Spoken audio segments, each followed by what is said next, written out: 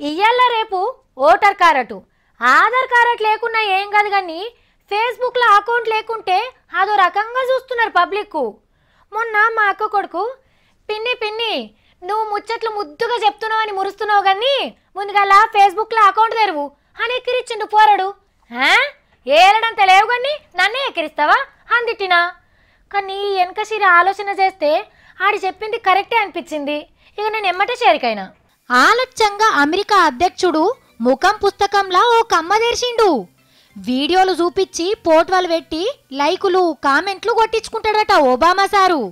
అందరికి ముచ్చట చెప్పాలని షేర్ హోల్డర్ల చెవిలేసి పెట్టిండు. ఇగేమున్నది, పుస్తకం మూసేసే వరకు అంటే లాగౌట్ అయ్యే వరకు లక్షల మంది చూసి ఖుషి అయ్యిండ్రట కొత్త దోస్తు దొరికిండని. ఇక అమెరికా పెద్దన్న తుమ్మినా దగ్గినా నవ్వినా ఏడ్చినా లైకులే లైకులు కామెంట్లే కామెంట్లు.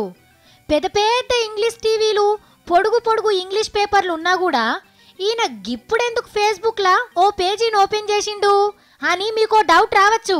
మొన్న మోడీ సారు ఒబామా సార్ని కలిసినప్పుడు టిక్క టిక్క పోర్ట్వల్ దిగిండ్రు కదా.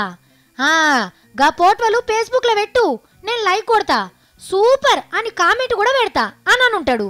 దానికి ఒబామా సారు నాకు ఫేస్బుక్లో అకౌంట్ లేదు అని అనుంటాడు. అప్పుడు మన మోడీ సార్ ఉండి అదేందయ్యా దేశానికి పెద్ద మనిషివి ఫేస్బుక్లో అకౌంట్ లేకుంటే ఎట్లా అని అనుండొచ్చు. ఇక గీ మాట మీదకెళ్ళి ఇప్పుడు ఒబామా సారు ఫేస్బుక్లో షేరికైండ్ కావచ్చు అని అనుకుంటున్నారు సోషల్ మీడియాలో మోడీ సార్ పనితనం తెలిసినోళ్ళు.